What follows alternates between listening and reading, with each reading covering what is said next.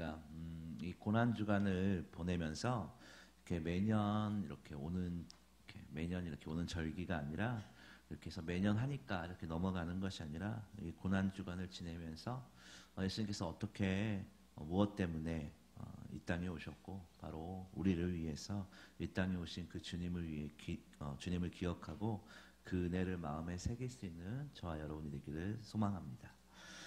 오늘 본문은요, 어제에 이어서 계속되어지는 사건입니다. 우리가 잘 알기도 하면서 해마다 이렇게 듣는 본문이기 때문에 길게 이렇게 막 설명하는 것보다는 이 말씀을 통해서 내 자신을 바라보고 또 그 말씀을 품고 기도할 수 있는 귀한 은혜의 시간 되기를 소망합니다. 오늘 말씀의 제목은요, 버티며 견디는 삶입니다. 사실 이렇게 딱 문장만 띄워놓고 보면 정말 힘든 말이죠. 버티자, 견디자, 참아라. 이렇게 이것만 띄워놓고 보면 참 힘들고 고통스러운 말입니다. 우리는 그렇지만 우리는 그렇게 생각을 해보면 우리는 하루하루 버티며 살고 있죠. 하루하루 인내하며 살고 있고요. 때로는 나의 생각과 나의 고집을 누르며 살기도 하고요. 때로는 내 교만을, 내 욕심 때문에 실수하기도 하고 넘어지기도 하면서 이렇게 참고 견디고 인내하며 살아가고 있습니다.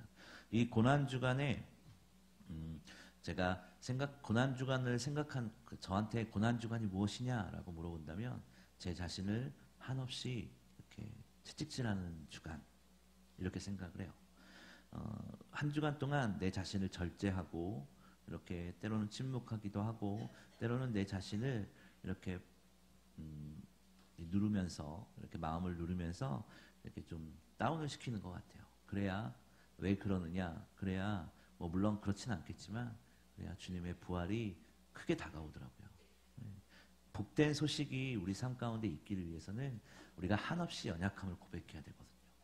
예수님의 은혜가 너무나 귀한 것을 알려면 우리가 한없는 죄인임을 깨달아야 되는 것이고 한없이 아무것도 할 수 없는 무기력한 존재임을 깨달아야 주님의 은혜가 귀한 것입니다. 주님의 은혜가 내 삶 가운데 들어오는 것이고요. 주님의 은혜가 내 삶을 바꾸어 놓는 것입니다. 우리에게 소망을 주시기 때문입니다. 그 소망을 마음 가운데 간직할 수 있는 저와 여러분이 되기를 소망합니다. 오늘 제목 버티며 견디는 삶 이렇게 힘든 것인데 그 가장 힘들 때가 언제인지 생각을 해보면 언제가 끝날지 모를 때 언제가 끝날지 모르는 고통을 버티며 견디는 것 이거야말로 정말 힘든 일일 것입니다. 우리의 삶이 오늘 또는 내일 혹은 1년 뒤 때로는 한 달 뒤 이렇게 우리가 죽을 때를 정확히 안다라면 오히려 그건 홀가분할 것 같아요. 왜냐하면 언제가 끝임을 알면 마음의 준비를 할 수도 있고 뭔가 하고 싶은 것들 못했던 것들을 다 미루었던 것들을 다 해놓고 하나님께 갈 수 있기 때문에 얼마나 편하겠어요. 하지만 우리는 하루하루 견디고 하루하루 버티며 사는 삶이라는 것은 우리가 이 땅에서 언제까지 살지 모르기 때문이죠. 우리가 당장 오늘 혹은 내일 이렇게 끝난다면 오히려 얼마나 홀가분하겠어요. 내 삶이 언제 끝날지 모르기 때문에 버티며 견디며 사는 삶이 힘이 드는 것입니다. 난임병원을 가면요 잘 알 수 있어요. 그 병원을 가면요 좀 분위기가 좀 조용해요. 클래식 음악도 좀 나오기도 하고 조명도 은은하게 되게 조용합니다. 어디 그 병원을 가면 임신을 위해서 오는 사람들이다 보니 그 병원을 가면 뭔가 부러지거나 오늘 내일 죽거나 그런 사람들은 아니에요. 그런데 조용해요. 절대 다른 사람의 얼굴을 잘 쳐다보지 않습니다. 누가 울어도 절대 쳐다보지 않습니다. 이렇게 뭔가 임신이 되거나 그러면 주사기나 이렇게 자기가 맞아야 되는 약들이 있거든요.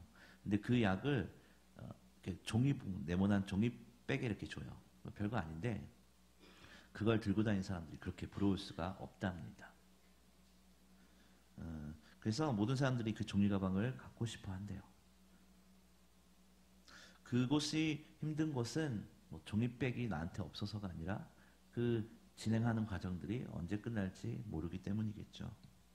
이 고난 주간을 보내면서 또 우리의 삶을 살아가면서 우리가 기억해야 될 것은요. 이런 이 모양 저 모양으로 우리 마음 가운데 있는 어려움들 또 그런 고통들, 아픔들, 상처들 특별히 나의 연약함들, 또 우리의 무기력함들, 이런 것들을 버티며 또 견디며 주님이 풀어주실 것을 기대하며 주님이 부르실 때까지 우리의 인생을 하루하루 살아가야 된다는 것입니다. 오늘 본문에 우리 주님께서는요, 이 모함과 유대인들의 도전 가운데 계십니다.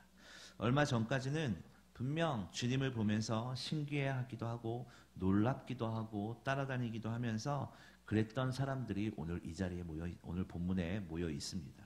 사복음서를 보면요, 주님이 가는 곳에는 많은 무리들이 따랐다라는 기록들이 자주 있습니다. 그런데 그들이 지금 오늘 본문의 이 시간에는 그들이 예수님을 향하여 했던 환호가 비난과 폭력과 폭언으로 바뀌어버린 상황입니다. 오늘 본문에서 이 세 부류의 사람들을 통해서 함께 은혜를 나눌 텐데, 세 부류의 사람들을 통해서 우리의 모습과 한번 특별히 비교해 볼 수 있는 귀한 시간 되기를 소망합니다. 첫 번째로는 이런 대제사장, 율법자들, 사내들인 공의의 의원들입니다. 어제 유원영 목사님 말씀했듯이 종교법으로는 예수님을 사형을 시킬 수가 없었어요. 그래서 그들에게는 예수님이 눈에 가시였지만 어떻게 해볼 상황이 없었던 겁니다. 그런데 오늘 본문에 이제 보니까 예수님을 고소한 사람들은 이런 대제사장, 율법자들, 공의의 회원들, 이런 사람들이었어요. 이런 사람들이 뭘 하는 사람들이었냐면 성경을 연구하고 예배를 인도하는 사람들이었어요. 그들에게는요, 아이러니하게도 그들에게는 예수님이 필요가 없었습니다. 아니, 그들에게는 예수님이 불편했을 거예요. 그들이 하는 것마다 그렇지 않다라고 말하고 그들이 틀렸다라고 지적하는 예수님이 얼마나 눈에 가시였겠습니까? 그래서 그들은요, 예수님을 잡을 기회를 엿보고 있었습니다. 그들은 오늘 본문의 빌라도에 가서 세 가지 제명으로 예수님을 고소하고 있습니다. 2절을 보면요, 첫 번째로는 예수님이 백성들을 미혹했다라고 말을 하고 있어요. 당시 유대 지역은 이런 로마의 지배를 받고 있었기 때문에 로마에게 대항하려 한다 그런 거예요. 사람들을 미혹해서 로마에게 대항하려고 한다라고 말을 하고 있는 거예요. 이야기 좀 더 쉽게 이야기를 하자면 독립운동가의 지도자다라고 말을 하고 있는 거예요. 주님은 사람들에게 절대 땅의 것을 이야기하지 않으셨습니다. 하늘의 소망을 말씀하셨고요, 영원한 생명을 우리에게 말씀하셨어요. 땅의 것으로 끝이 난다라고 절대 그러지 않습니다. 너희들이 뭔가 이 땅에서 대단해진다라고 말씀하지 않으셨어요. 오직 길이요 진리 되시는 예수 그리스도를 의지하여서 하나님 앞에 나아가라라고 하늘의 소망을 말씀하셨고, 하늘의 것을 말씀하셨고, 너희는 먼저 그의 나라와 그의 의를 구하라는 것처럼 하나님의 나라를 구하라고 말씀하셨습니다. 그런데 오늘 본문의 그들은 하늘의 소망을 말씀하신 예수님을 땅의 것을 취하려고만 하는 사기꾼이다라고 말을 하고 있습니다. 말이 되지 않죠. 말이 되지 않습니다. 또 한 가지 더 볼 것은요, 2절에 그들이 예수님을 고소한 두 번째로는 가이사에게 세를 바치는 것을 금했다라고 말을 하고 있어요. 누가복음 20장 25절을 보면요, 그런 서기관들과 대제사장들이 예수님에게 시험을 하는 장면이 나옵니다. 거기서 무슨 얘기가 나냐면 가이사에게 바치는 세금을 가이사에게 바치는 게 맞느냐 아니면 바치지 않는 게 맞느냐라고 예수님을 시험하고 있어요. 그럴 때 예수님께서는 뭐라고 그러시냐면 가이사의 것은 가이사에게, 그리고 하나님의 것은 하나님께 바치라라고 말을 하고 계셨어요. 누가복음 20장에 기록하고 있습니다. 지금 그들은 예수님을 없애기 위해 말을 부풀리고 거짓말을 하고 있는 겁니다. 자신들의 말이 맞다는 것이죠. 자신들의 논리를 들어달라는 것이죠. 자신들의 생각이 어찌되었건 내가 끼워 맞출 테니 예수님은 죄인이다라고 말을 하고 있는 거예요. 또 세 번째로는 2절에 보면 세 번째로는 자칭 왕이다라고 하고 다닌다라고 고소하고 있습니다. 로마에게 대항하려 한다는 것이에요. 이 2절에 세 가지 죄를 들어서 심판해달라고 빌라도에게 찾아온 겁니다. 오늘 본문에서 대제사장들과 율법자들과 그리고 공의원들 목표는 딱 하나였어요. 바로 예수 그리스도를 꺾어내는 것이었습니다. 그들에게는 아마 예수님이 불편한 존재였을 겁니다. 더 정확히 말하자면 메시아가 불편한 존재였을 거예요. 왜냐하면 그들이 누리고 있는 것들이 좋았고 그들의 변화가 싫었기 때문입니다. 그들이 가진 것이 흔들릴지도 모른다라는 두려움과 불안 때문에 그들은 아마 힘들었을 겁니다. 그들 중 일부는 로마에 아부하며 지금의 위치에 올라 있는 사람이 있을지도 모르겠어요. 하지만 결론적으로 그들이 살고 있는 것에 안정을 취했다라는 겁니다. 여러분, 우리가 우리의 삶에 안주하게 되면요, 그냥 지금 나의 삶에 만족해버리고 내가 지금 누리는 것들에 대해서 지키고 싶고 이런 마음이 든다면 시간이 멈추었으면 합니다. 멈추었으면 좋겠다라는 생각이 들어요. 왜냐하면 지금이 좋기 때문이죠. 여러분, 내가 지금 살아가고 있는 오늘 하루하루의 삶이 만족스럽고 괜찮다라고 여겨진다면 우리의 신앙은 병들어 있는 겁니다. 사도 바울은요, 빌립보서 3장 14절에 표대를 향하여 그리스도 예수 안에서 하나님이 위에서 부르신 부름의 상을 위하여 쫓아가노라 라고 하고 있습니다. 우리는 하나님께서 우리를 지으시고 만드시고 그 뜻하신 바를 깨닫고 소명의 부르심을 향하여 달려가는 사람들이라는 것입니다. 여러분, 지금 우리의 신앙이 정체되어 있다고 생각이 되어지거나 어디를 바라보며 가야 할지 모르시겠다면 이 새벽 하나님께 사명을 깨닫게 하기를 기도하시기를 바랍니다. 사명의 표대를 향하여 일어설 수 있는 힘을 달라고 기도하셔야 될 줄 믿습니다. 우리의 삶이 너무나 풍족하고 아니면 내가 고민도 없고 아무런 문제도 없다면 이 자리에 나오시지도 않겠지만, 그렇다면 우리의 신앙이 분명히 문제가 있음을 우리는 기억해야 합니다. 그렇듯이 우리는 빨리 우리의 사명의 자리, 헌신의 자리, 소명의 자리를 회복하고 깨닫고 우리를 인도하실 하나님, 우리를 이끌고 가실 하나님, 나와 함께 가실 하나님을 기억하며 우리가 하루하루 살아야 될 줄 믿습니다. 또 한 사람을 볼 건데요. 두 번째로는 빌라도라는 사람을 볼 겁니다. 이 빌라도라는 사람은요, 이 유다 지역의 권력자입니다. 그런데 문제가 뭐였냐면 그 권력자가 정의롭지 못하다는 데 있습니다. 오늘 보면 3절을 보면요, 빌라도가 예수님께 묻습니다. 내가 유대인의 왕이냐? 그렇게 묻습니다. 그러자 예수님이 내 말이 옳도다라고 말씀하십니다. 이게 원어에서 좀 헬라어에서 직역하면 내가 지금 말하고 있지 않느냐라는 말이에요. 좀 애매한데 병행 구절인 요한복음 18장 36절과 37절을 보면 이게 좀 더 자세히 살펴볼 수 있습니다. 내 나라는 이 세상에 속한 것이 아니다라고 말씀하고 계십니다. 예수님이 왕이 되는 것은 세속적인 것이 아니다라는 것이에요. 우리의 구원을 위해 오신 것이고 구원받은 백성들의 왕이다라는 것이 이 요한복음 18장의 똑같은 장면인데 요한복음 18장에 기록하고 있습니다. 예수님께서는 이 땅에서 왕이 되기를 원하시지 않으셨어요. 물론 우리의 모든 것을 포함하고 계시지만 예수님께서는 이 땅에 오셔서 사람들에게 말씀하셨던 것은 하늘의 하나님을 기억하라는 것이고 하늘의 하나님을 의지하라는 것이고 우리의 마음 가운데 하나님의 사랑을 채우고 소망을 가지고 살라는 것이었어요. 예수님께서 이 땅에 오신 것은 이 땅에 있는 하나님의 백성들에게 뭔가 배를 채우고 이런 것이 아니라 하늘의 소망을 채우시려고 오셨다는 것을 기억하시기를 바라요. 우리는 눈에 보이는 것이 모든 것이다라고 생각해요. 우리는 눈에 보이는 것을 먼저 갖기를 원해요. 우리가 마음으로는, 생각으로는 하나님의 것을 소망을 품어야지라고 하지만 실제로 우리의 마음 가운데에는 어떠한 문제 가운데서는 내가 억울하고 내가 당한 것들, 내가 불리한 것들, 이런 것들이 생기면 참지 못하는 경우가 우리에게 있습니다. 하지만 주님께서는 그러지 않으세요. 우리가 온전히 하나님만을 바라보기를 원하십니다. 여러분, 우리가 주님을 믿음으로 세상 가운데서 이름을 나게 하거나 무언가 높아지기를 소망한다면 우리는 다시 한번 생각해 봐야 합니다. 하나님의 관심은요, 우리의 영혼에 있습니다. 우리가 온전히 하나님만을 바라봄으로 그의 뜻대로 살아가고 그의 방법대로 살아가며 온전히 구원을 이루게 하시는데 하나님의 뜻이 있다라는 겁니다.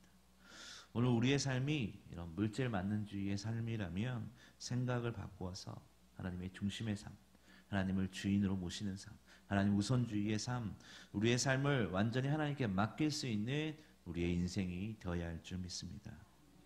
그래야 우리의 삶에서 오는 고난과 어려움을 버티며 살 수 있는 겁니다. 빌라도는 오늘 본문 4절에 보니까 예수님이 죄가 없다라고 말씀하고 있어요. 하지만 빌라도의 통치 방침은요, 다음 단계의 출세를 위해서 이 골치 아픈 식민지를 무난히 다스리는 게 그의 목표였습니다. 그에게 예수님을 죽이는 것은 더 이상 중요한 것이 아니었어요. 그러나 문제는 살리는 것도 중요하지 않았다는 것이죠.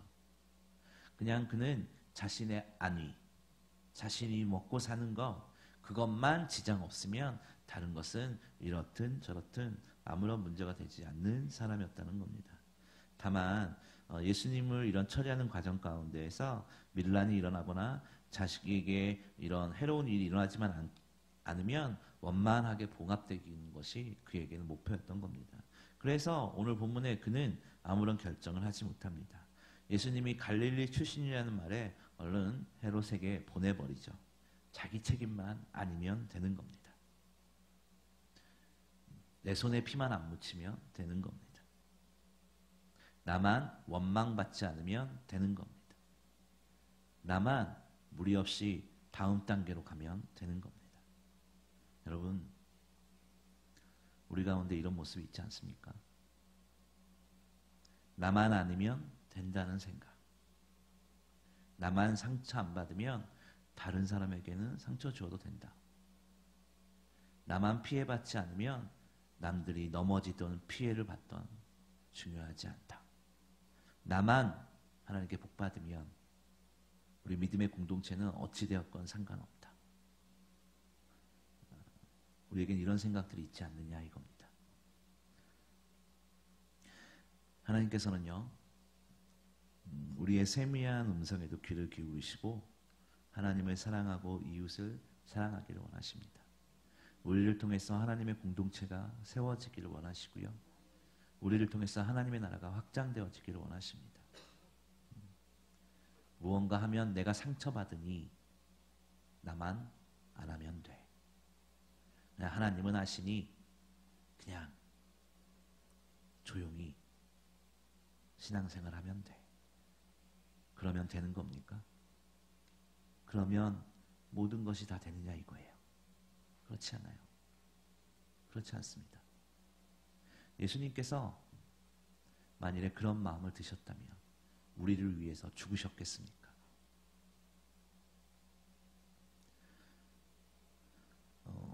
우리가 먼저, 내가 먼저 하나님 앞에 마음을 열어야 하고, 내가 먼저 하나님 앞에 헌신해야 하고, 내가 먼저 하나님 발 앞에, 예수 그리스도의 발 앞에 무릎 꿇어야 되는 사람들임을 기억할 수 있는 저와 여러분이 되기를 원합니다. 마지막으로 한 명을 더 볼 건데 바로 헤롯입니다.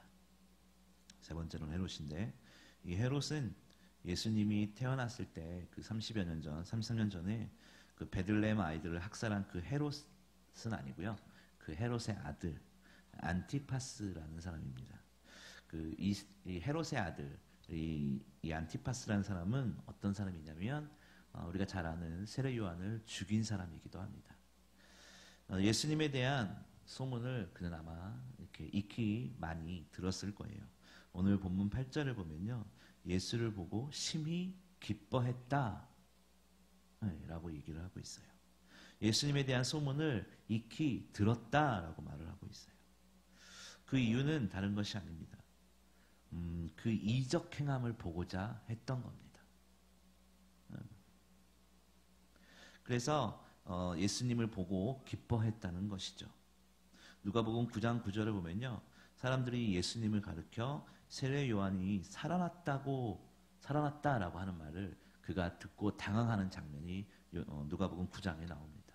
그렇듯이 예수님을 기다렸던 사람이 바로 이 헤롯입니다. 예수님이 얼마나 대단한지, 뭔가 커다란 일을 하는지, 얼마나 대단한 일을 하는지 궁금했을 겁니다. 그래서 예수님을 보자 심히 기뻐했다라고 표현을 하고 있습니다. 그냥 헤롯은 예수님을 그냥 구경거리 정도로 생각했던 겁니다. 하지만 묶인 죄수로 만나게 된 예수님은 그를 전혀 위협할 수 없는 무기력한 존재의 모습으로 서 있었습니다. 아마 이 헤롯은 안도의 한숨을 쉬었을지도 모르겠어요. 예수님에 대한 소문을 얼마나 많이 들었겠어요. 뭐 이런저런 이적들, 죽은 자도 살리고 병든 자도 고치고 배고픈 자도 먹이시고 하늘의 소망을 이야기하는 그 예수님이 얼마나 그에겐 위협이었을지는 모르겠어요. 하지만 그 두려워하는 예수님이 오늘 본문에 자신 앞에 그냥 무기력한 모습으로 서 있는 예수님을 보면서 그는 아마 안도의 한숨 혹은 비웃음, 조롱 이런 것들 모든 것들이 한꺼번에 지나갔을 것 같아요. 그냥 예수님을 그냥 헤롯은 구경거리로 생각했다는 겁니다. 그래서 병정들과 함께 예수님을 조롱하기 시작해요. 그런데 예수님께서는 어떻게 하시느냐? 침묵하십니다. 거기서 그들과 말다툼할 이유도 또 그들 앞에서 이적을 행할 필요도 없었기 때문입니다. 왜냐하면 예수님은 그들을 상대하러 이 땅에 오신 것이 아니라 사명을 완성하러 오셨기 때문입니다. 예수님이 뭐 억울하다고 해서 그들에게 복수를 하거나 뭔가 묶임줄이 풀려서 짠 하고 나타나서 그들에게 뭔가 번개를 치거나 그런 것이 아니라 침묵하셨다라는 것이죠. 우리도 그렇습니다. 우리가 하나님의 뜻이 우리의 삶 가운데, 우리의 기도 가운데, 우리의 마음 가운데 이루어져서 온전히 하나님만 드러날 수 있게 해달라는 기도가 있어야 하는 것입니다. 오늘 본문에 보면요, 빌라도는 자신을 예수님을 죽일 권한이 있었기 때문에 십자가 앞에서 당당해지기 위해서 예수님께서 자신이 그리스도라라고 말씀하시지만 헤롯은 예수님의 능력을 관람하는 자, 관람하기 위해 있었기 때문에 그 불의함 때문에 입을 닫으신 겁니다. 그리고 헤롯은 왕의 옷을 입혀서 다시 빌라도에게 돌려보냅니다. 그냥 예수님을 조롱의 대상, 장난감으로 여기고 있는 바로 헤롯의 모습을 오늘 본문을 통해서 알 수 있습니다. 여러분, 그리스도인으로 살아가기란 쉽지 않습니다. 하지만 우리는 그 쉽지 않은 삶을 살아가고 있습니다. 그 힘든 삶을 우리는 살아가고 있다는 것이죠. 예수님의 제자가 되는 것 결코 쉬운 것이 아닙니다. 우리의 힘으로는 할 수 없기 때문이에요. 우리의 능력으로는 할 수 없기 때문이에요. 나 혼자는 절대 할 수 없기 때문입니다. 그것은 하나님이 도와주셔야 되는 것입니다. 하나님께서 힘주셔야 되는 것입니다. 예수님께서는요, 본인 자신이 지셔야 할 십자가를 피하지 않았습니다. 여러분, 우리의 삶에서 우리에게 주어진 삶의 십자가, 고난의 십자가, 기쁨으로 질 수 있어야 합니다. 우리의 환경이 어렵다고, 우리의 환경이 고통 가운데 있다고, 혹은 아무런 문제가 없다고 해서 그냥 방관하고 넘어져 있는 것이 아니라 주님께서 주시는 사명과 소명을 기억하면서 이끌어 주실 것을 기억하면서 우리의 삶의 무게를 지고 살아가는 것입니다. 그것은 뭐 돈을 많이 벌거나 세상에서 사회적인 활동을 많이 하는 것을 이야기하는 것이 아닙니다. 말씀을 통해서 하나님께서 나에게 무엇을 말씀하시는지, 어떤 것을 조명해 주시는지, 어떤 은혜로 날 이끌어 가실지를 기억하며 기대하며 그 말씀을 따라 쫓아가는 사람들입니다. 그 길은 좁은 문이고 좁은 길입니다. 세상의 사람들은 편한 길, 쉬운 길, 보기 좋은 길로 갔지만 우리는 그 좋은 길, 넓은 길을 마다하는 사람들입니다. 오히려 우리는 우리의 시간과 우리의 헌신과 우리의 물질을 드리는 사람들입니다. 우리의 육신을 드리고요, 우리의 마음을 드려서 주님 앞에 나아가는 사람들입니다. 그 좁은 길을 가는 여러분, 이 고난 주간을 지나면서 주님께서 주시는 큰 은혜가 그 부활의 기쁨이 우리의 삶을 다시 한번 일으키기를 원합니다. 이 고난 주간을 지내면서 어떤 삶을 우리 인생의 삶을 묵상하고 계십니까? 하루하루 질병과 고통 속에서 그 연약한 육신의 십자가를 지고 있는 분도 있을 겁니다. 아니면 마음의 연약함으로 눈물로 지새우는 십자가를 지고 있는 사람도 있을 겁니다. 여러분, 십자가는요, 나를 위한 것이 아닙니다. 내가 가지고 있는 삶의 무게들, 그것이 내가 해결해야 되고 나만을 위한 것이 아니라는 것이죠. 예수님의 십자가는요, 구원의 십자가셨습니다. 우리의 삶의 십자가들, 우리의 삶의 무게들, 이걸 통해서 하나님의 영광 되어야 한다는 것이죠. 하나님의 뜻대로 살아가야 한다는 것이죠. 하나님의 은혜대로 쫓아가야 한다는 것입니다. 우리는 우리의 욕심과 고집과 교만을 꺾어서 하나님께서 하실 일들을 기대하며 그 영광의 십자가를 바라보며 살아야 하는 귀한 하나님의 자녀들임을 믿고 믿음으로 승리할 수 있는 저와 여러분이 되기를 주의 이름으로 소망합니다.